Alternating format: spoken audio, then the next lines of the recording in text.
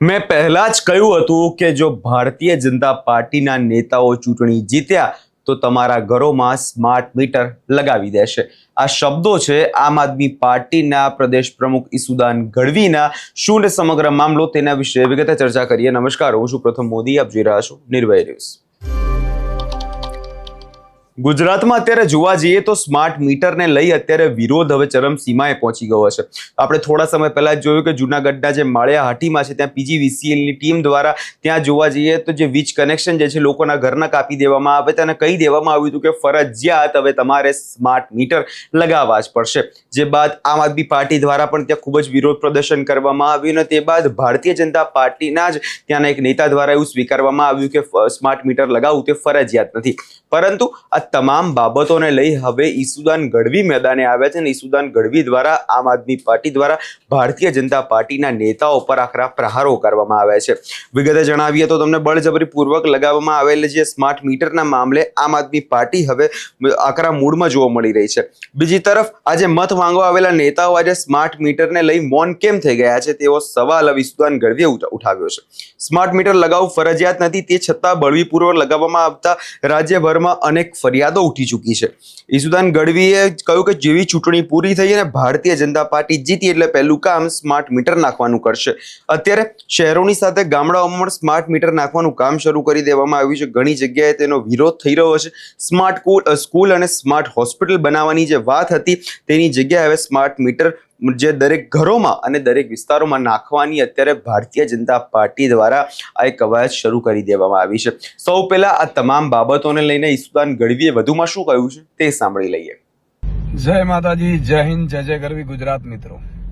મિત્રો મેં ચૂંટણી પહેલા કહ્યું હતું કે જેવી ચૂંટણી પૂરી થશે અને ભાજપ જીતશે એટલે પહેલું કામ સ્માર્ટ મીટર નાખવાનું કરશે.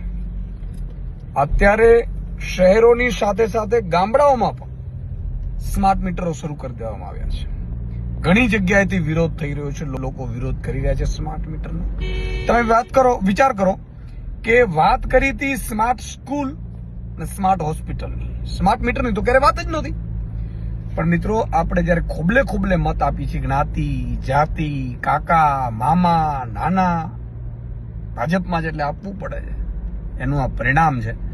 અને હાલત જુઓ કે અત્યારે આપણા માટે આપણા જે વ્યક્તિઓ મત માંગવા આવ્યા હતા, મામા હોય, કાકા હોય, નાના હોય, ટિકિટ લઈને ધારાસભ્ય, સાંસદ બન્યા, એ બોલવાની હિંમત સુધા નથી, તાકાત સુધા નથી. આજે ઘણી જગ્યાએ સ્માર્ટ મીટરનો વિરોધ થઈ રહ્યો છે. મિત્રો, સ્માર્ટ મીટર લગાડવું ફરજિયાત નથી. તમને બળજબરીપૂર્વક કરે તો એની વિરુદ્ધ તમે એને કહી શકો છો કે સ્માર્ટ મીટર મારે નથી લગાડવું, તો બળજબરીપૂર્વક નહીં લગાડી શકે. જય માતાજી, જય હિન્દ, જય જય ગરવી ગુજરાત. મિત્રો મેં ચૂંટણી પહેલા કહ્યું હતું કે જેવી ચૂંટણી પૂરી થશે અને ભાજપ જીતશે એટલે પહેલું કામ સ્માર્ટ મીટર નાખવાનું કરશે. અત્યારે શહેરોની સાથે સાથે ગામડાઓમાં પણ સ્માર્ટ મીટરો શરૂ કરી દેવામાં આવ્યા છે.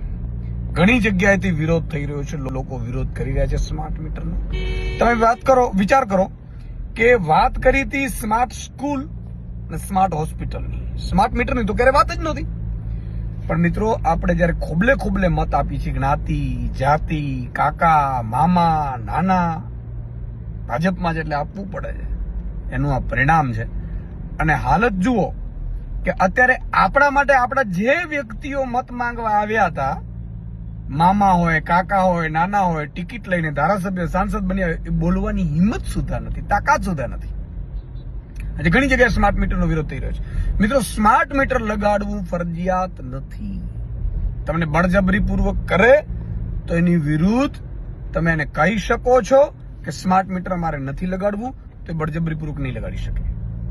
હવે અહીંયા તમે જે રીતે ઈસુદાન ગઢવીને સાંભળ્યા અને તેમના દ્વારા વાત હવે જોવા જઈએ તો ખૂબ સ્પષ્ટ કહેવામાં આવી રહી છે કે શા માટે ભારતીય જનતા પાર્ટી દ્વારા આ પ્રમાણે દબાણ કરવામાં આવી રહ્યું છે લોકો પર કે તમારે ફરજિયાત સ્માર્ટ મીટર લગાવવું પડશે. જે સમયે ચૂંટણી ચાલી રહી હતી તે સમયે તો કોઈ પણ પ્રકારની ફરિયાદો નથી ઉઠી રહી, કોઈ પણ પ્રકારની ખેડૂતોને સમસ્યા નથી થઈ રહી, પરંતુ જેવી ચૂંટણી પૂરી થઈ છે ને એવામાં ભારતીય જનતા પાર્ટી દ્વારા પોતાના રંગ બતાવવાનું શરૂ કરી દેવામાં આવ્યું છે. માળિયા હાટીનો જ વિવાદ હોય કે તેમાં ખૂબ જ પ્રકારે વિરોધ કરવામાં આવ્યો, ખૂબ જ વિરોધ પ્રદર્શન કરવામાં આવ્યું, અને જે પ્રકારે અત્યારે સુરેન્દ્રનગરમાં પણ આ જે મામલો ચાલી રહ્યો છે, જેમાં 20 થાંભલાઓ નાખવામાં આવી રહ્યા છે, કે આ બંને મામલે અત્યારે ગુજરાતનું રાજકારણ ખૂબ જ ગરમાઈ રહ્યું છે. એક બાજુ ગ્રામ્યજનો ત્રાહિમામ પુકારી ઉઠ્યા છે, કેમ કે સ્માર્ટ મીટરની અંદર જે પ્રકારે લાઇટ બિલ આવવું જોઈએ તેનાથી 4 ગણું વધુ લાઇટ બિલ આવે છે, અને એના જ કારણે લોકો અને સામાન્ય વર્ગના જે લોકો છે તેમને ભારે તકલીફ પડી રહી છે. શા માટે વીજ બિલ વધારે આવ્યા છે તેનો પણ અત્યારે લોકો પાસે કોઈ જવાબ નથી. એટલે આ તમામ બાબતોને લઈને ખાલી માત્ર ખેડૂતોને લૂંટવાનું અને સામાન્ય અને મધ્યમ વર્ગના જે લોકો છે